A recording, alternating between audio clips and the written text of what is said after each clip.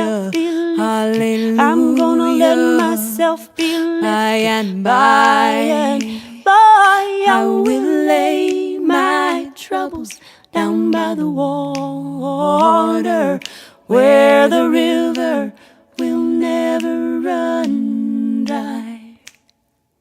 Where the river will never run dry. This river will never run dry.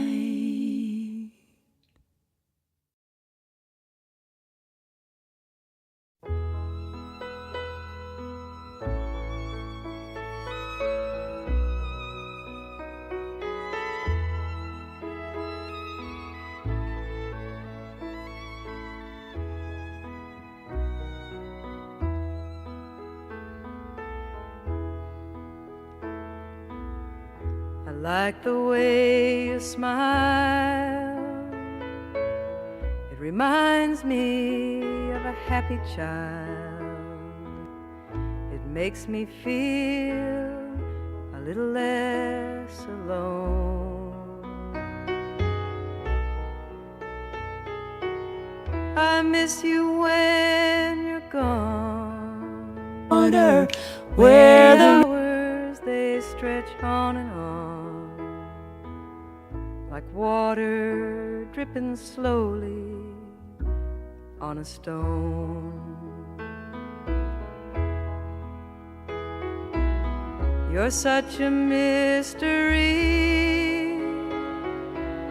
the way you look at me,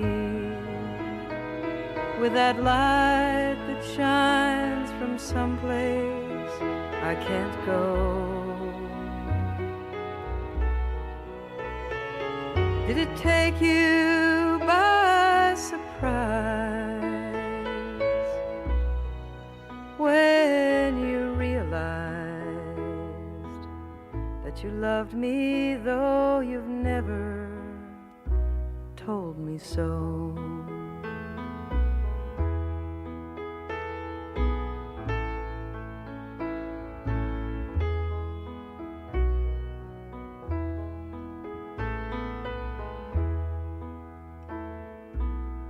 You know I wanna say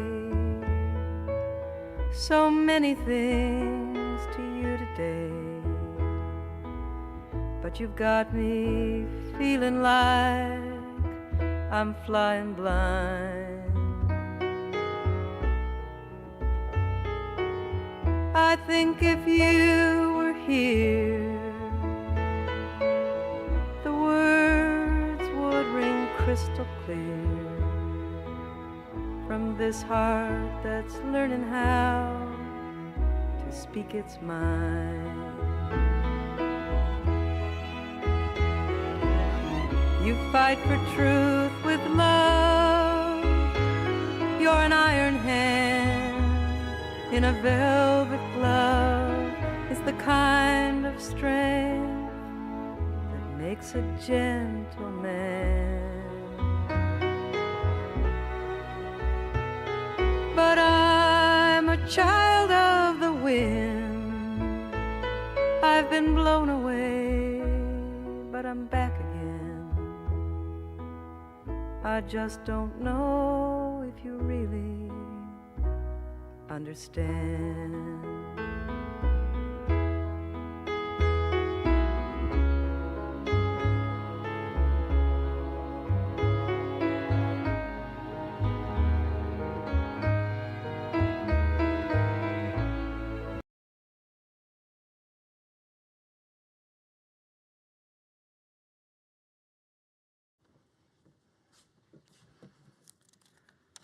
Welcome, my friends. We gather here to honor a good life, the red road that runs through the paths of right living and hope, rebirth, love, and honor. We gather this day to remember our friend Stephen Black Blair LaBoueff. This is not, however, an ending. This is a punctuation mark in what was already a long, rich life. And for us too, it is not anything but a new beginning, Not always welcome in those new beginnings are the choices and changes we have to make. I am not even yet fully reconciled to a world without Bear. I am not yet fully ready to imagine a world without both his stolid wisdom and his quirky, chaotic, coyote nature. And yet here we are. Here together we stand and sit. So I invite you in this hour and time together to bring your spirit to join with our memories of his. I invite you to be in this place from wherever you have come from, authentically, truly, deeply in this place. Today's work is not a ceremony, it is meant to be a celebration. Today we bring not only our own history, but we, reminded by his own life, remember that we stand on the ground of thousands and thousands and thousands of years of people who walk among us yet, and who walked before us, and the thousands of years of those who will follow. We do not own where we stand. We have never owned that. All that we hold comes to us from Creator. All that we know, we tend in our best to offer to others in blessing, to be giving, not taking. And that is what we hope today to do. You'll see on the table in front of you many things, some of which are ritual objects dear and precious to Stephen. We do not touch those. We let them hold their own space. For you have what is sacred already within you that also no one will touch or disturb. Let nothing that happens here today disturb the sacrality of your own spirit. And as we gather, let us remember too that laughter is part of life, that joy, in every sense, is part of this gathering. Family, we gather this day to remember a good man. We gather to collect that which we may, the seeds of his spirit that we might yet plant in ourselves, and to give great honor and grace to Creator God, who brought our paths together. Let us be at peace in this place, that we might make peace in the world. To begin our time together, blessings from the four directions by the Reverend Deanna Holtgren.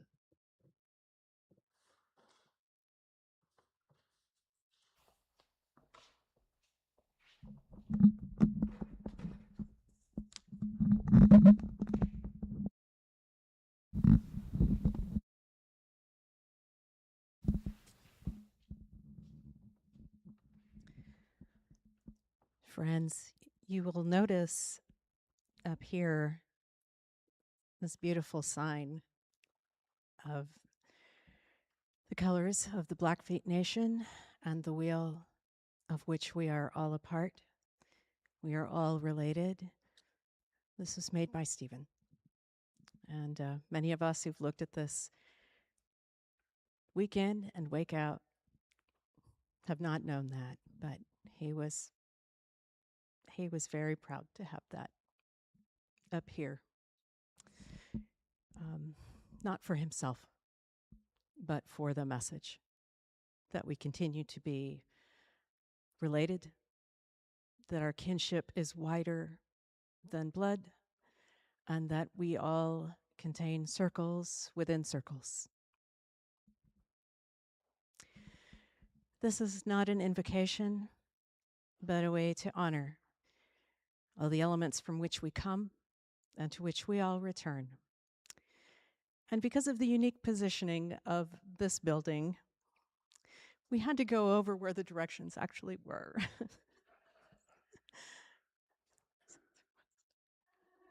Okay. East, west, south, and north. And in the back of your order of service, you will also find this beautiful medicine wheel, and the wheel of the sun and the wheels of our lives. So,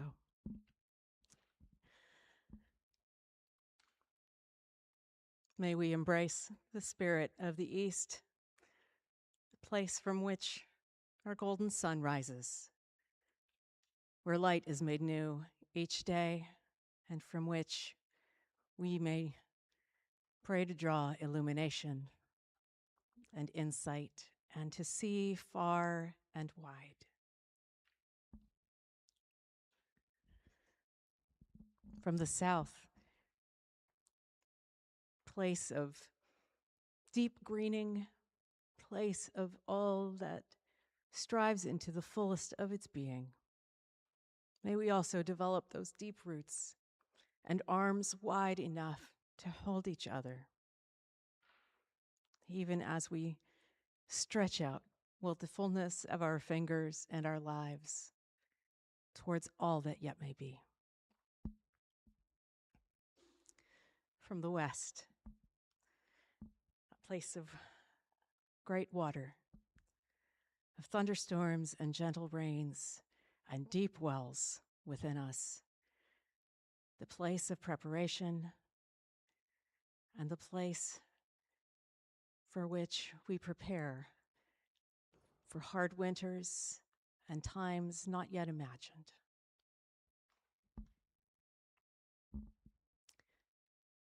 And from the north, a place that we may think of as cold, as winter, as a quiet time. Let it be a time of the unwinding that needs to take place before the new winding may begin. This place of the essential that needs nothing else, that knows what it is, and that holds all the potential of what it may yet be in the end of the cycle.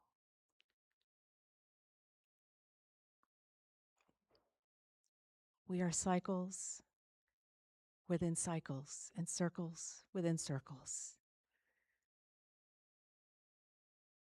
A poet once wrote that the otter is full of swimming, even when the otter is still, and the bird is full of flight, even when the bird is not flying. The sun is full of light, even when we may not perceive it. All things that are needed are there, and they may not be perceivable, but that doesn't change what they are, what they have been, and what they yet will be. I honor this space, all those before us, all those behind us, all those with us, for all our circles.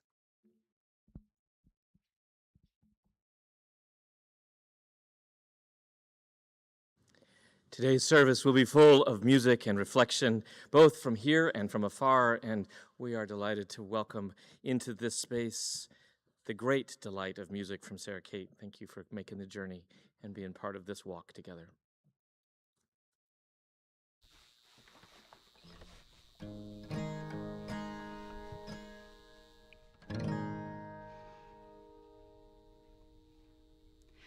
Lay me down in fields of clover. Lay me down where waters rise, so I can catch a ride homeward on the creek as it runs by, on the waters rolling by.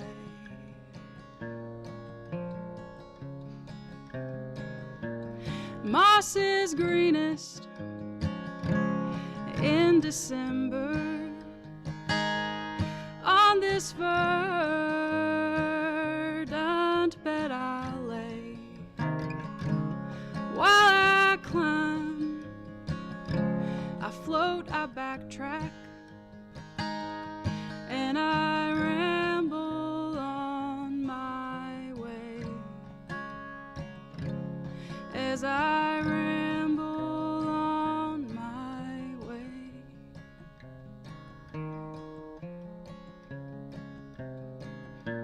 I watched a tree fall on the ridge top, but it did not make a sound. Now that I'm all out in the open, trees don't notice me around. Trees don't notice you around.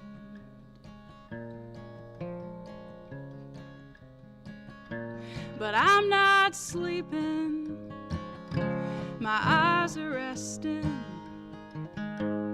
till I'm aroused by trumpet sound. But I don't know that for certain. Maybe I'll just feed the ground. Am I content to feed the ground?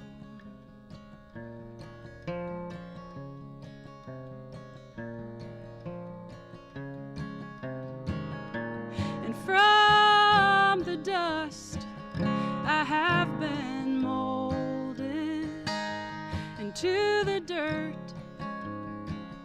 I will return. And may the plow blade work me under as the seasons fade and turn, while the seasons fade and turn.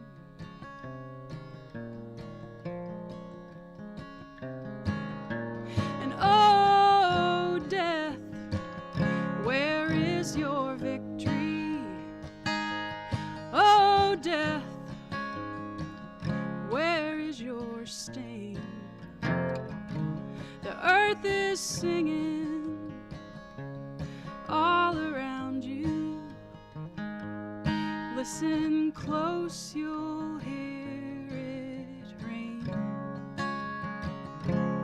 Listen close, you'll hear me sing.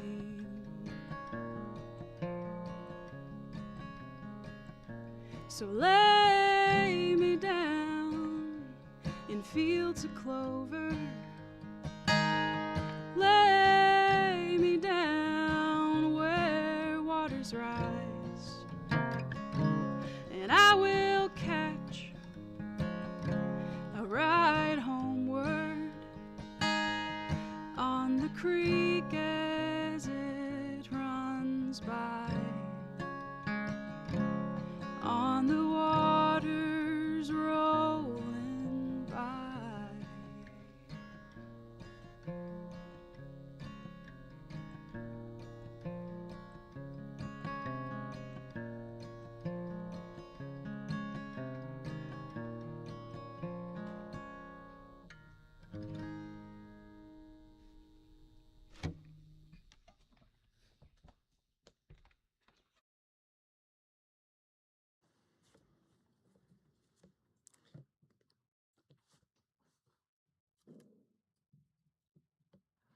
Well, where do you begin?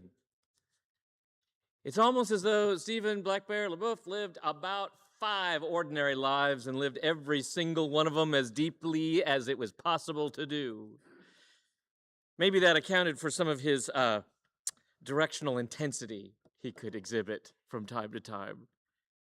Maybe it's what gave the extra oomph to that wicked smile. Maybe that's what prompted him to scan the edges of every room and make sure that he met every eye, especially those who were young or new or frightened or worried or sad. His extraordinary life is detailed beautifully in your bulletin through the work that Joy did to collapse what was many, many decades of love into just a few short pages. And it hints at the remarkable accomplishments of a boy who spent 2 years in a hospital bed, barely visited by his parents in the time he was strapped down, waiting for bones to heal. It can't get us any knowledge of the inspiration that brought clay to pot and pots to life and art into hearts, as it did for countless students and how many thousands of vessels, living and clay.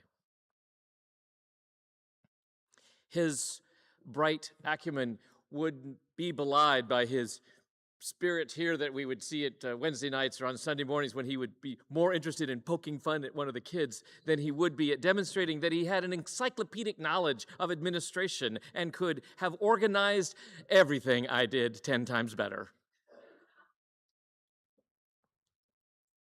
His artistry in both respects was well recognized, both in his career and then certainly in the art markets and in the places where his work was appreciated. And his teaching, too, because he did see all the student. He looked deep into darkness because he had been there.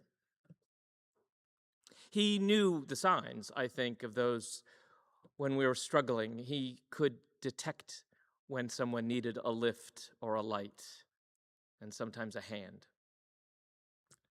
And I always appreciated that. Even when I couldn't do it myself, there was Bear, scanning the room, and with a crooked finger would whisper in my ear, "I think so-and-so needs some such."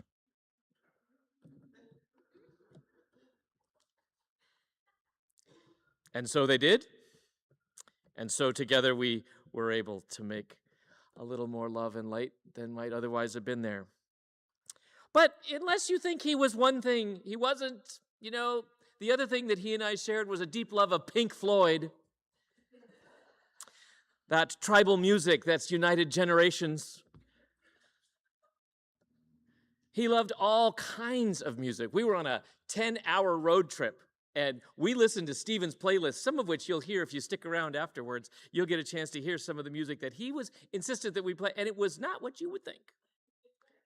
It was great. He loved it all. Because what he loved, I think, was not a particular thing. What he loved was the love inside of it. And he didn't really gravitate, in my experience, to a particular tradition as much as he gravitated to the gifts and the graces that might come from a particular tradition. He didn't love Indian ritual because it was Indian. He loved it because the ritual was authentic. It was a portal to that which was deep and important. And if you could get there through your Catholicism, hallelujah. And if you could get there through your Muslim prayers, amen. What mattered was the authenticity, which is why I think Pink Floyd mattered, because Pink Floyd. It was the ability, the willingness, the intent to get deep and stay there. For him, it was vital to recover his tradition. It was a very large part of his emotional and steady healing from a chaotic childhood. He found himself. One time he said he found himself a little later than he expected. There was a wonderful self-reflection that I read of his once that said that it was a humbling experience to go back seeking his own traditions, which he'd been so separated from, in his 40s, and having his tribal elders be 10 years younger than him. To learn late is to want it, is to learn deep. The two things I take from that in my own life is that, A, it is never too late to learn late or deep. It isn't. It wasn't for him. It's not for you or me. There is a reminder in his life that authenticity, as elusive as it might have been for any of us at any given point, can still be found, can still be claimed, and will still demand the same costs. It will take all of you to be fully you, he might have reminded us. In his life here among us, I know that he traveled in lots of circles. You know many more of them. I was always surprised. He had friends in every circle. Everywhere. Heinemann, Moorhead, Bowling Green, Louisville, Frankfurt, and in countless circles here in Berea. He was an ubiquitous presence because he loved being and knowing other people. Today we're going to get a chance to hear from people from around the country and from all of you a little, if you wish, a bit about that extraordinary life, his incredible courage, his coyote nature, the things he would think of as maybe the hardest bits and parts.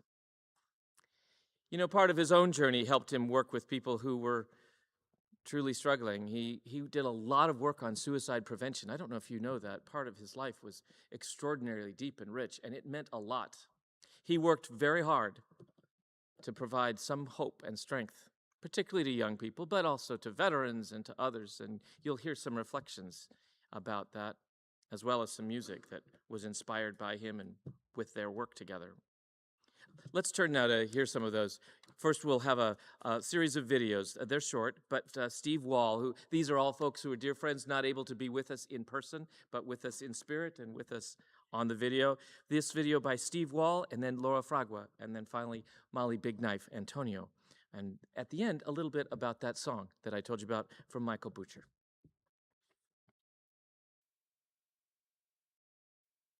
And greetings to all the people who have come to memorialize the life of Steve. There's not a whole lot of time for all the wonderful things that Steve and I did together and all the wonderful memories that I've had of him. But I just want to take a few minutes to talk about a little bit about him as an artist. I got a couple of his pots here that I was fortunate enough to be given. Of course, pieces that he couldn't sell, but that's fine, you know. But I do have these memories, and I appreciate that I hold these pots that he worked on. I've known Steve since 1982, and we've been involved with a number of activities, activist type things, setting up the Southwest Indian Students Coalition and fighting for SIPI and IAIA to be not shut down by the federal government. We've had wonderful hikes in the southern mountains of southern New Mexico and Jemez Mountains and Bandelier National Monument. And we've also had a number of wonderful road trips from when 1985 went up to Montana from here in New Mexico.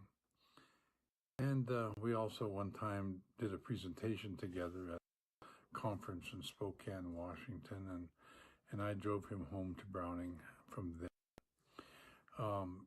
Memories of Steve are just incredibly powerful. We've had so many discussions, so many wonderful things that has happened in both of our lives. I miss him dearly already, and I've been missing him.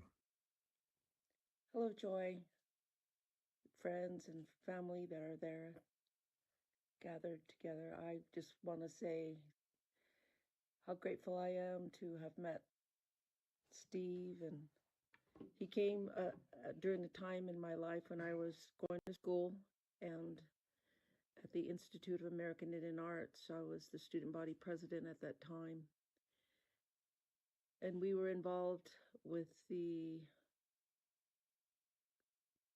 location of the Institute of American Indian Arts and the possibility of having it there at the College of Santa Fe, which the students, we all were not in favor of that.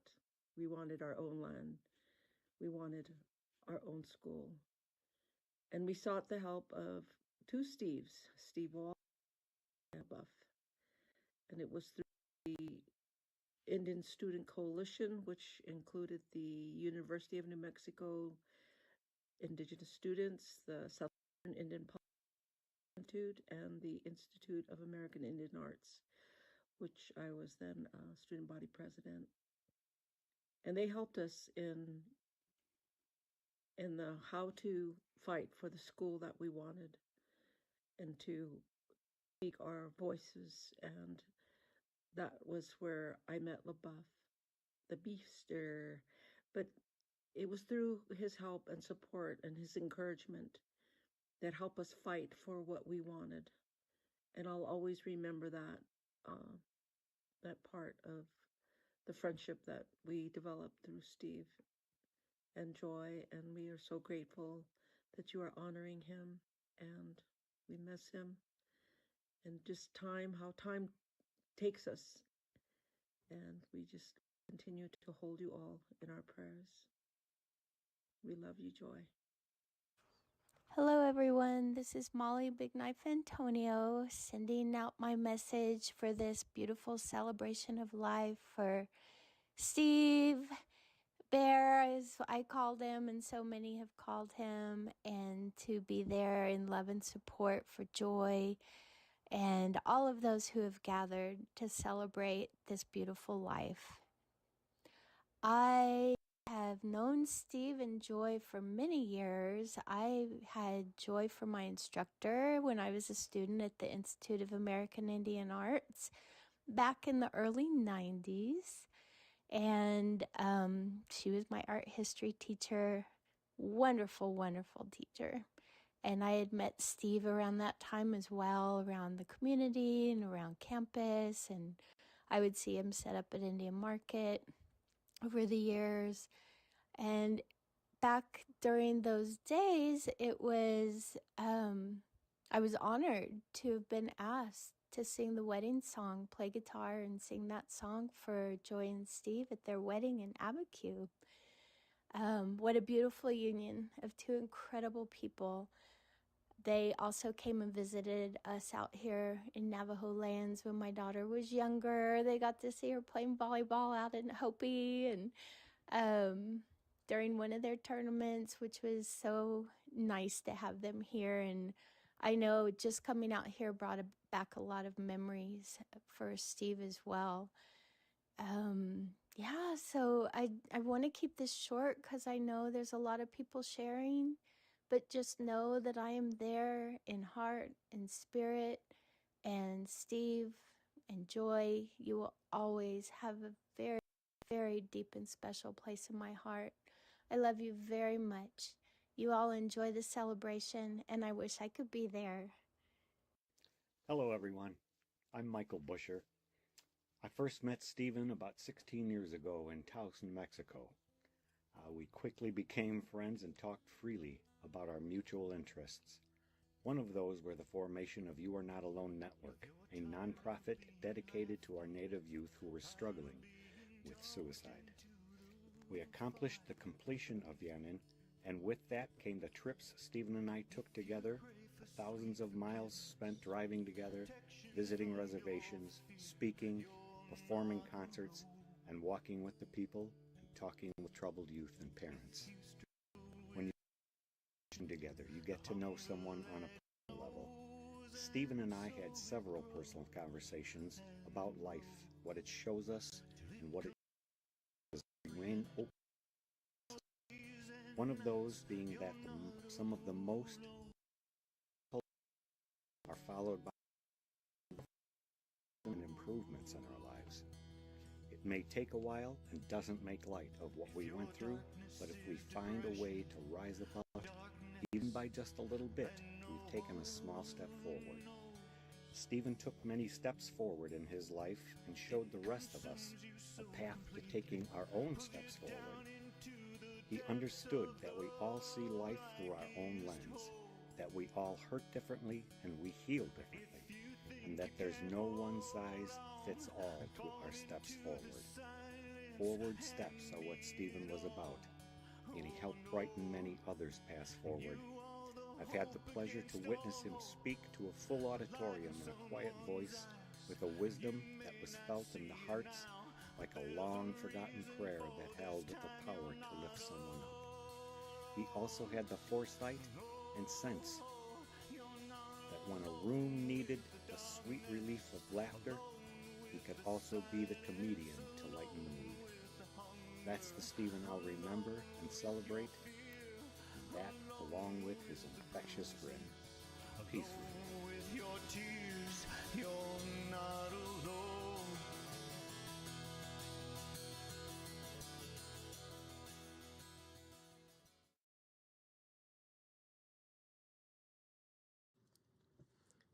That laughter of, what is this on? That laughter of sweet relief. I spent an hour steaming out this beautiful blanket. You heard Molly refer to the wedding that of Joy and Steve. This is their wedding blanket that they were, you'll see it in the pictures downstairs. I steamed this yesterday so that it would be completely wrinkle-free, and when I left last night, it was. Stephen apparently preferred it the way it had been. So it's the folds of our lives. The creases are things that we keep, I guess. That's lovely. Well, speaking of things that would be very bear-like, I have this to offer you and for you to offer one another. Would you, in a moment of remembering his particular way, find somebody you may not know quite as well as the person you're sitting next to, and just pair up for a second, just turn around or make a conversation pit with each other. And he would ask this very often of his classes and of those people. He would ask for each of you to say to the person that you can find, where were you when you were 7 years old? Tell each other where you were at 7. I'll wait. Take a minute, find somebody. Look to the edges, y'all. If there's somebody not being included, go get them.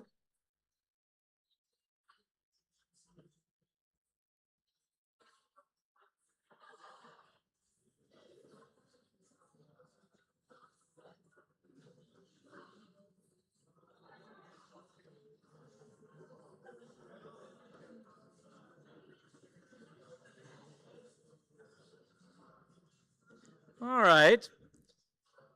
Make sure everybody gets a shot.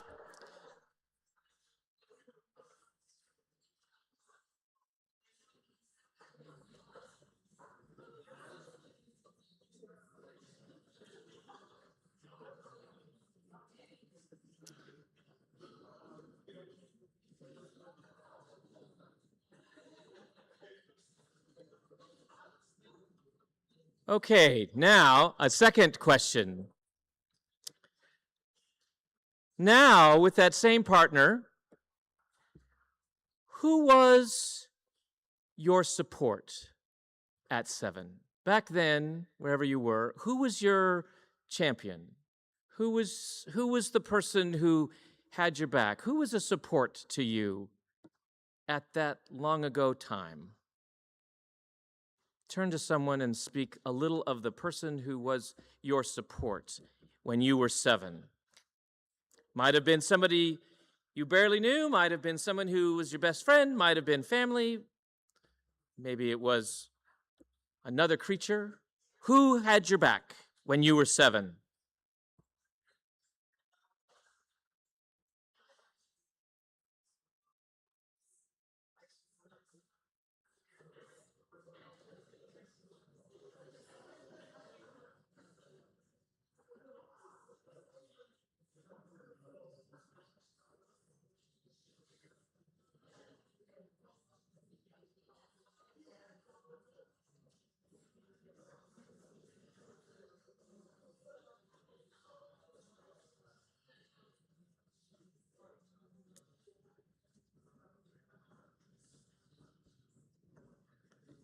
All right. And my final question from Bear to you. Speak with that small group again, and if you are willing, share a little bit about how you are offering your support to someone now. How are you using the support you got then, now? And if you're not yet, what is your plan in order to do so soon? How are you passing the support forward now? Go ahead and speak a little with one another.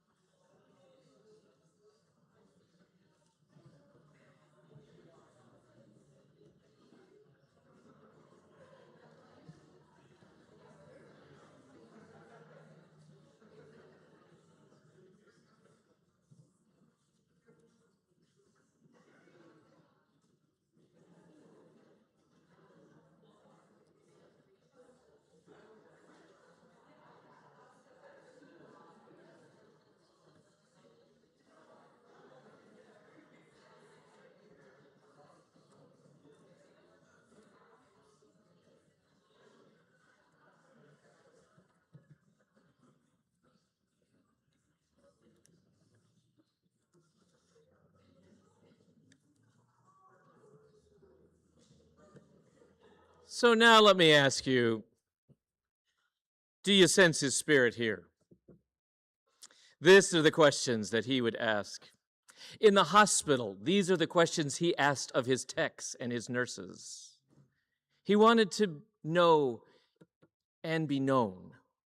And I think some of the hardest times were when the busy tech or nurse or doctor who had no interest or ability to see in that way passed by the treasure in their bed. Bear tried very hard not to pass by the treasures that you are. You know now where somebody was some generations ago. You know now who loved and supported them. You carry that too alongside of them. And you too have a commission to see and be seen. One of the great stories that Joy told me was that it was on a really, really long journey to go visit the newborn granddaughter on a long journey that they made just early in their relationship after they got this blanket all wrinkled. And that granddaughter is here. Molly, we would love to hear from you if you're willing.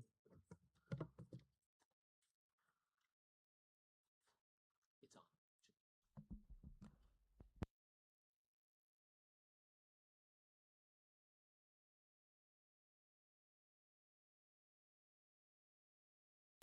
Now it's on.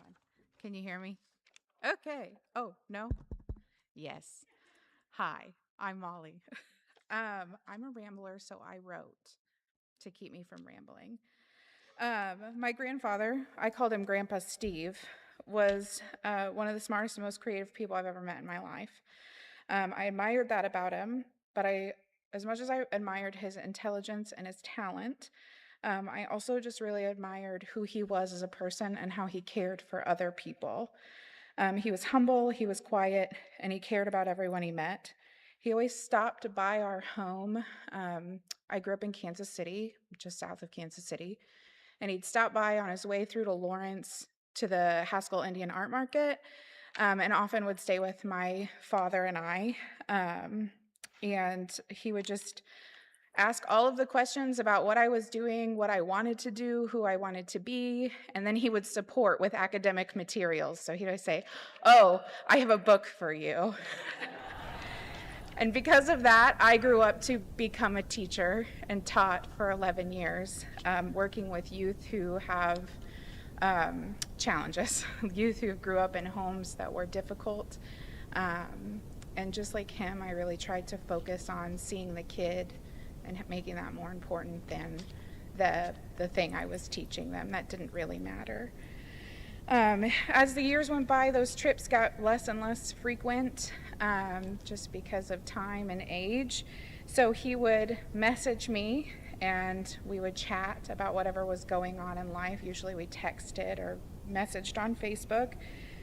And I am a chaotic person. I really like to collect hobbies and degrees and all sorts of things. So he just reminded me to settle down and enjoy the journey of life and not let it rush by me in all of my endeavors to do things. So I miss those check-ins. I'm going to miss those check-ins a lot. And I think about him when I look at, especially, this is my first time in Kentucky, and when I look at the mountains, I think about him. And it just reminds me to slow down and enjoy my time with my children who are here, and my time with my students, and my time doing all the things that I do. So thank you, Joy, for having me.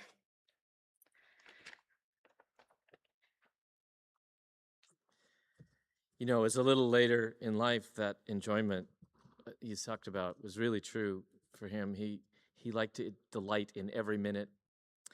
There were trips that he made to Germany with he and Joy, and resulted in some lifelong friendships. We have video now from the Windbullers, who were not able to be here, but we would turn your attention to the screens again and hear some of the stories they tell. You'll recognize the same advice.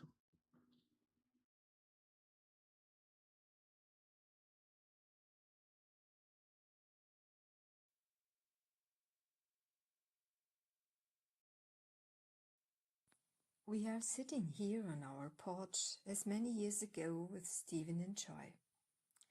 And we remember so well the naming ceremony Stephen celebrated for our children. It was very emotional and beautiful.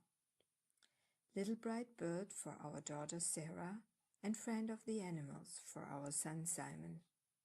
The whole family was with us. Thank you so much, Stephen Blackbeard, for a moment. I remember another evening in the garden.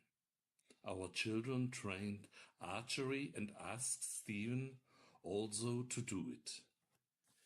They were surprised that Stephen did not hit the target. Stephen only smiled and shrugged his shoulders.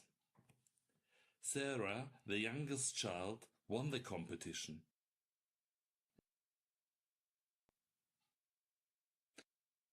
Stephen took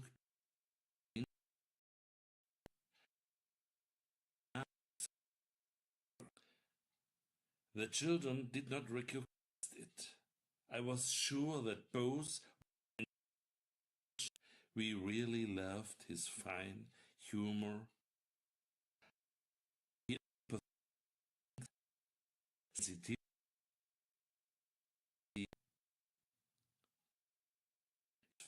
from Ravensburg, Richlisreute in Germany. Kuss and Susie.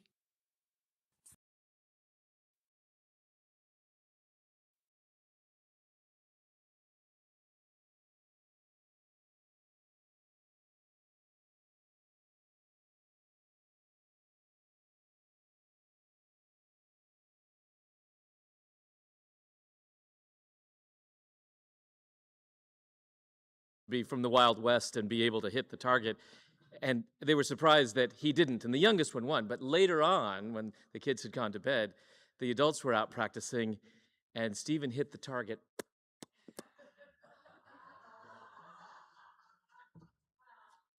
because he wanted the youngest to feel accomplished. They said that was important. Anne, are you here? Oh, great.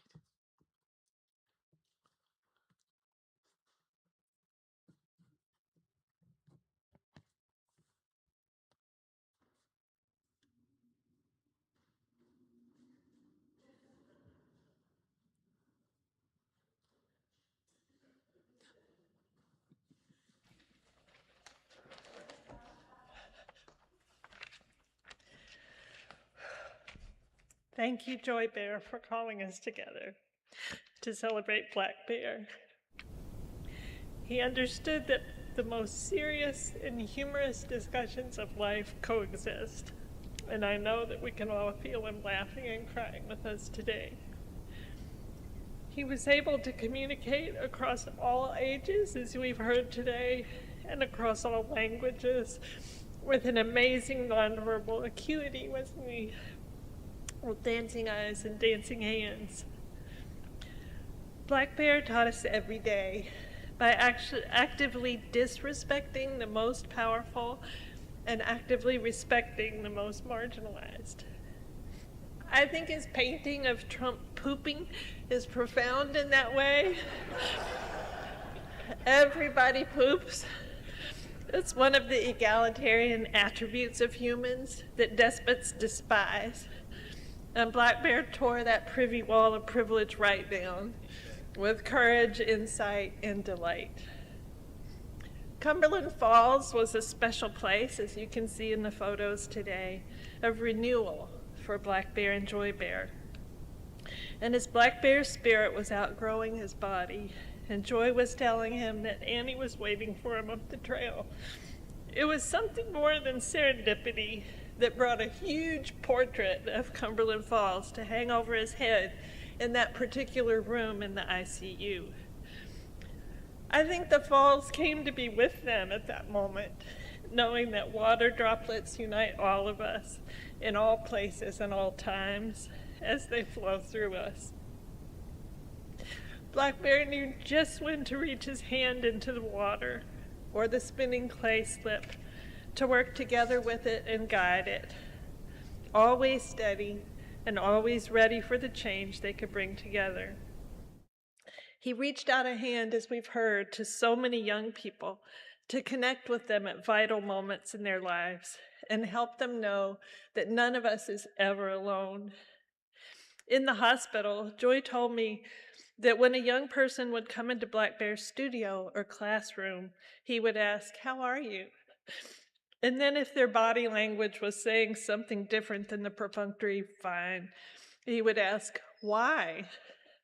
And putting his hand in the water in that surprising way would encourage them to really know that he wanted to listen, and he would.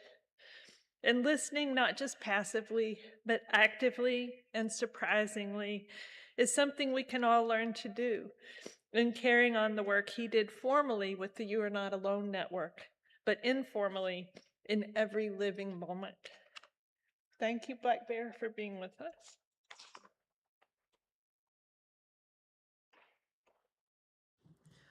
Our last video is from Sharon Austin, who I hope we'll keep our fingers crossed on the technology today.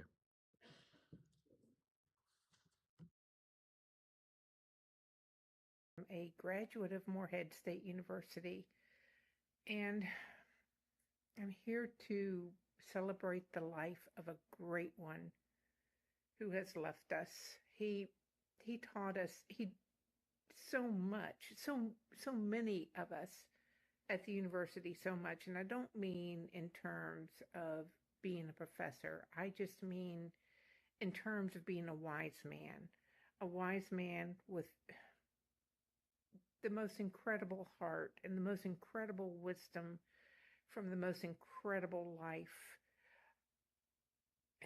Stephen, I'm going to miss you so much. We all are. Joy, we love you. Let us know what we can do. We love you, Stephen.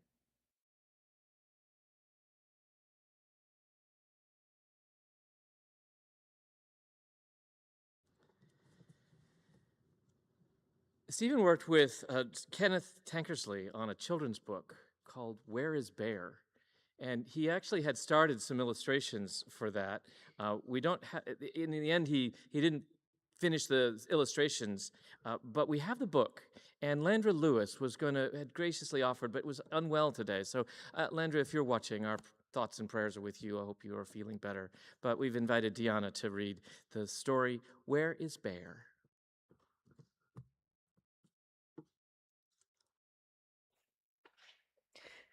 Some of those pictures that Stephen was working on are in your order of service. I would invite you to get comfortable.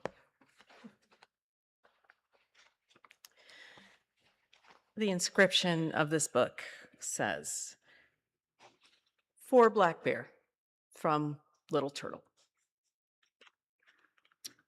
And I'm not able to show you all the pictures, but you can come see them afterwards as we celebrate Stephen's life downstairs. Where is Bear? By Kenneth Barnett Tankersley, Little Turtle. This book is dedicated to my brother, Stephen Black Bear LaBoueff. He was a member of the Blackfeet Nation. There was a turtle who loved a bear.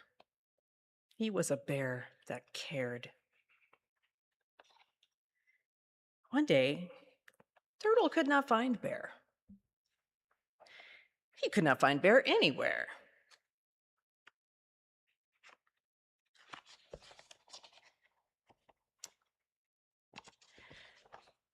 Turtle looked for Bear everywhere. And Turtle thought, oh, the buffalo might know. So Turtle asked a buffalo, "Have you seen Bear?" And the buffalo said, I have not seen Bear anywhere. Ask the buzzing bees. They live in a tree. So Turtle went along, and he asked the buzzing bees, "Have you seen Bear?" And the buzzing bees thought, and they said, "We have not seen Bear anywhere." One bee said, "Ask the eagle. He is regal." We're plotting. Turtle went his way. Turtle asked the eagle, "Have you seen Bear?"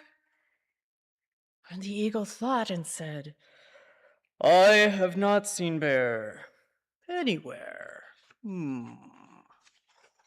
Ask the owl. He is a wise old fowl."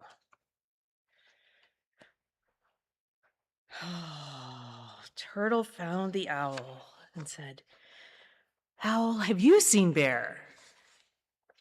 And the owl said, "Oh, I have not seen Bear anywhere.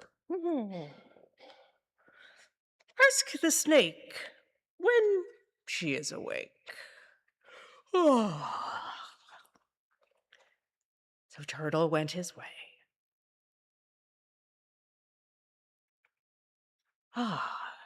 Turtle asked the snake, "Have you seen Bear?" And the snake said, "I have not seen Bear anywhere.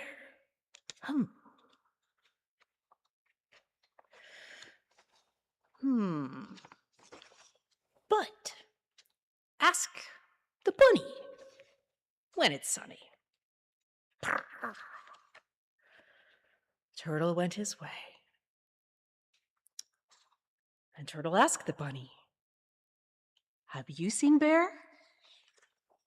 And the bunny said, "I have not seen Bear anywhere. But ask the coyote. He is very throaty."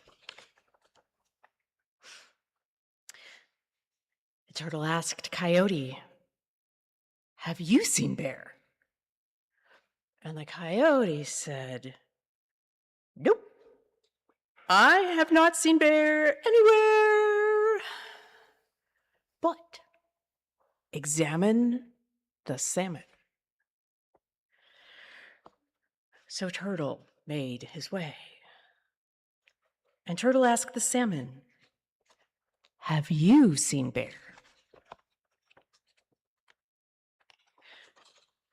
And the wise salmon said, "Boop. I have not seen bear anywhere. But ask the otter. She is on the water." Turtle asked the otter, "Have you seen bear?" And the otter said, "I have not seen bear anywhere. But ask the raven at the cave-in." So Turtle made his way. And Turtle asked the raven, "Have you seen bear?" And the raven said, "I have not seen bear anywhere. But ask Turtle. She is the great turtle." Oh. Turtle looked for Ertl, the great turtle. He searched high and low,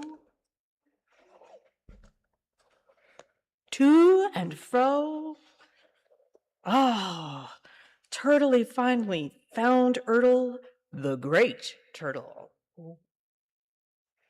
She was as tall as a hill. So Turtle asked Ertl, "Have you seen bear?" And Turtle said, "You were never apart. Bear is in your heart."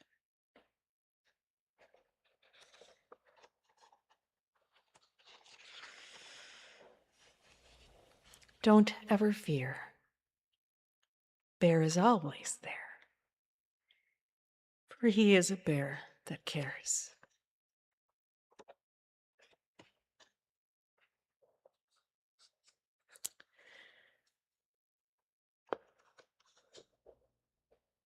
Kenneth Barnett Tankersley Little Turtle is a member of the Pequot tribe of Alabama.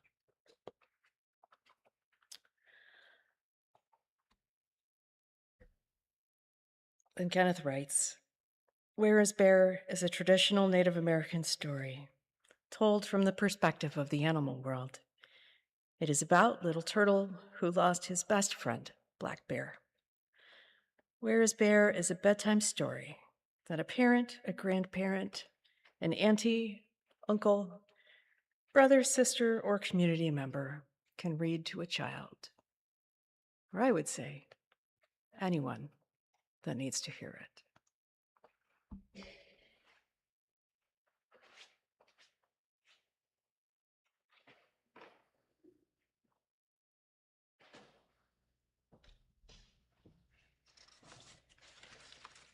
First, I want to thank all of you for coming today to celebrate Stephen. Your presence is a gift, truly, to me, and I want to thank the tech people and Kent and Deanna and the cooks and everyone who has worked to help me to put this together. It took a lot of hands and hearts to make this possible today, and I really appreciate it. And I hope that afterward you'll join us downstairs to share some of Stephen's favorite foods. Those of you who know him know that he loved to eat. And he would always tell me that his father always said to him, "First, make friends with the cook." And then he would add, "And it's okay to eat your dessert first." Our journey together began in ER rooms and ICU units. when I was so very sick with Crohn's. We dated while I was wearing stylish hospital gowns. And sadly, our time together on this earth ended in an ICU unit. I knew from the very beginning his capacity for bringing healing to others. So it was no surprise to me when I was reading people's messages and tributes after his passing, and they were describing him as welcoming, kind, compassionate, playful, smiling, loving, giving, mischievous, and a light. Over the 38 years between those hospital stays, he taught me so much about life, about how ceremony and ritual can help us through the hard stuff, and also help us celebrate the wonderful things the universe has to offer. He knew isolation and loneliness and rejection, and he chose to heal through love. There were two comments from friends that really stuck with me. One said, "He helped me through a dark time." And another wrote, "He built true community." I've watched his eyes, as Kent said, scan a room and look for the child that had dropped a toy or the elder that was going to need help holding the door open. And he often told me, if you ask someone how they're doing, be prepared to really listen, to take the time. I'll never be as good as Stephen was at making people feel seen and valued, but I can listen. We all can. Stephen loved birds, and he fed them religiously. He's come to me in the last 6 months first as a red-tailed hawk, as cardinals, as goldfinches, and as a hummingbird. So we're going to pass out some little bundles of bird seed while we listen to Janice Ian's Joy. It was one of his on his playlist. He loved it. My greatest joy was when he would introduce me as his joy. He wanted beautiful things for everyone, and he'll continue to wish all of you joy. And I would like to ask today if you can, when you leave here, go out and feed some birds in honor of his memory.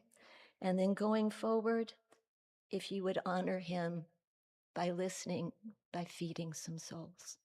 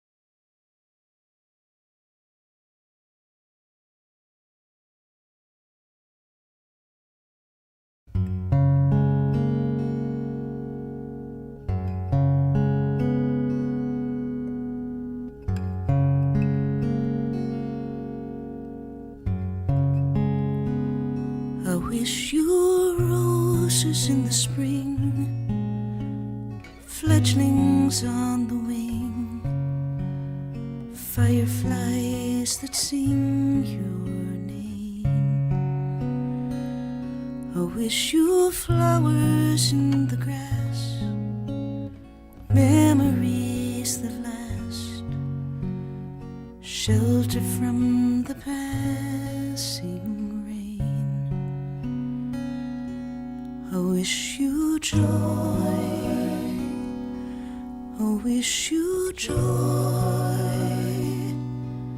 I wish you joy.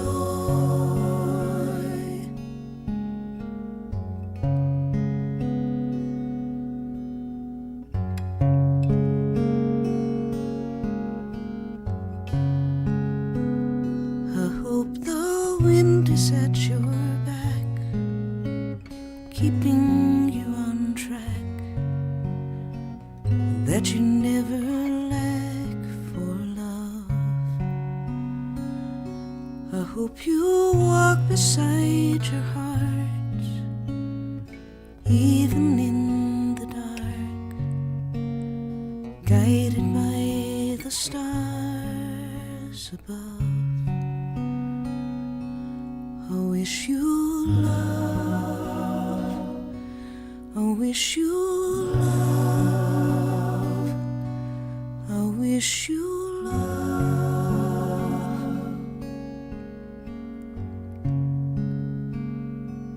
So wherever you may roam, out there on your own, home is just a heart away. I wish you joy. I wish you joy. I wish you joy.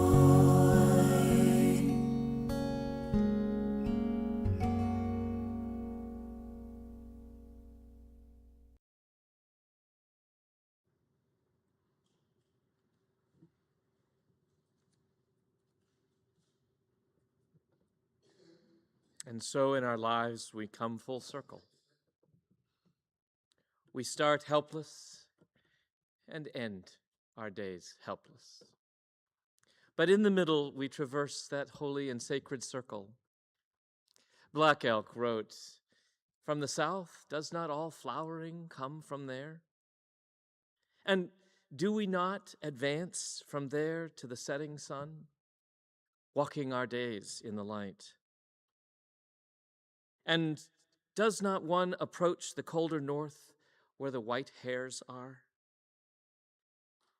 And then do we not arrive, if we live, at the source of light and understanding, back in the east from which we have come? Do we not return to where we begin? Do we not come to our second childhood and there give back life to life and flesh to the earth from whence we came?" Bear's circle is complete here. We are still walking the red road. We are still pulling on the threads of our lives, haggard as they might feel some days, tattered as they might appear. But we do so with wise and gentle ancestors to guide us. We do so with the blessings of friends who have shown us more of the way than we might have known. So this day, whichever direction you will scatter toward, wherever your path might lead you, may you remember that Holy Creator has given you this day. Holy Creator has a road for your feet. All of this and everyone around you is sacred. Do not forget.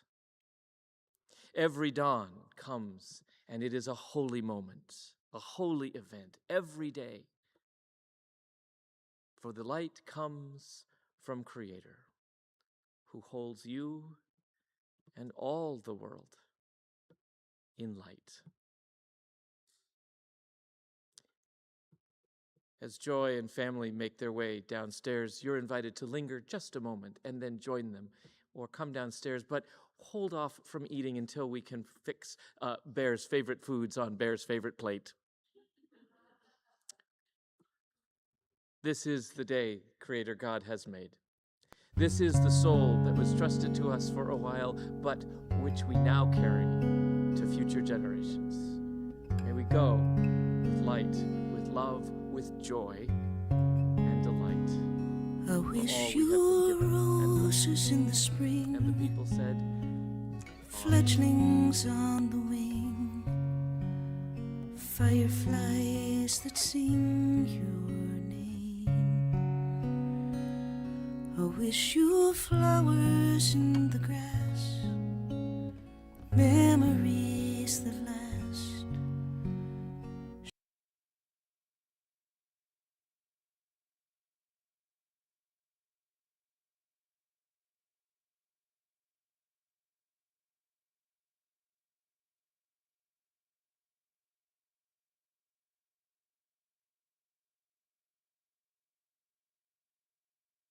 Every time I feel this way, this old familiar sinking, I will lay my troubles down by the water, where the river will never run dry.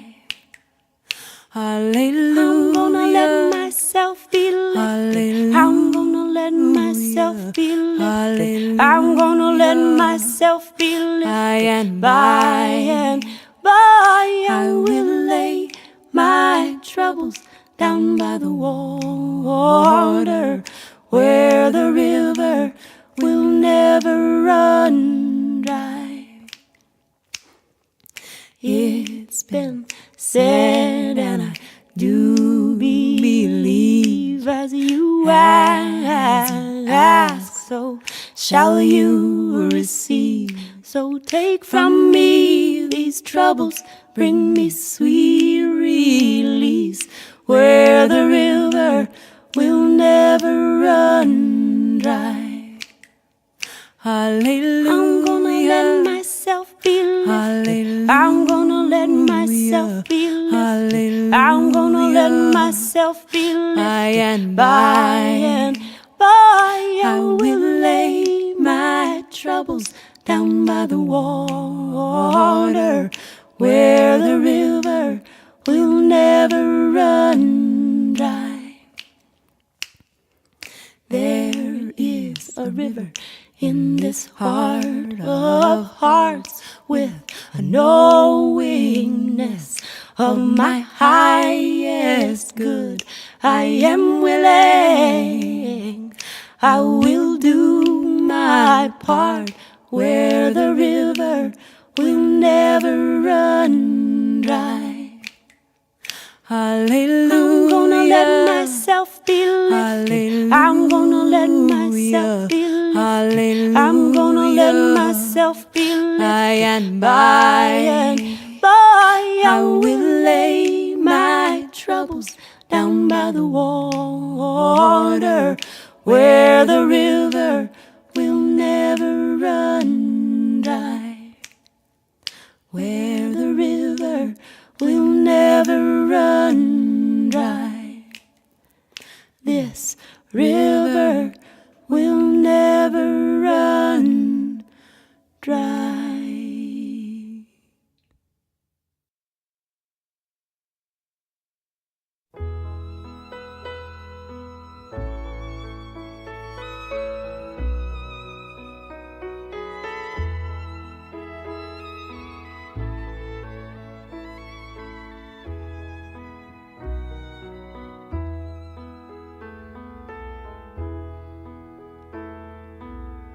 I like the way you smile.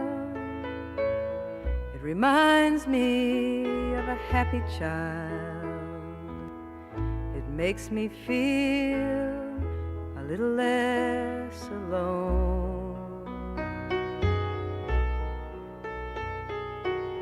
I miss you when you're gone.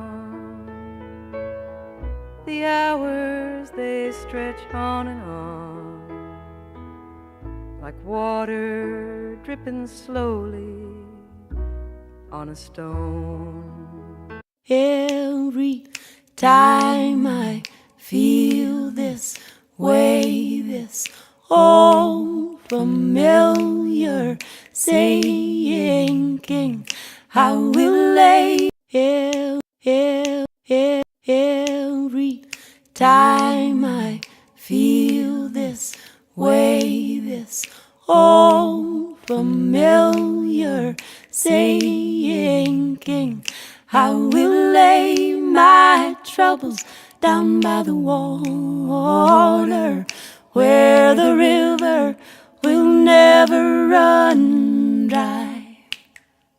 Hallelujah. I'm gonna let myself be lifted. I'm gonna let myself be lifted. I'm gonna let myself be lifted. By and by, I will lay my troubles down by the water, where the river will never run dry.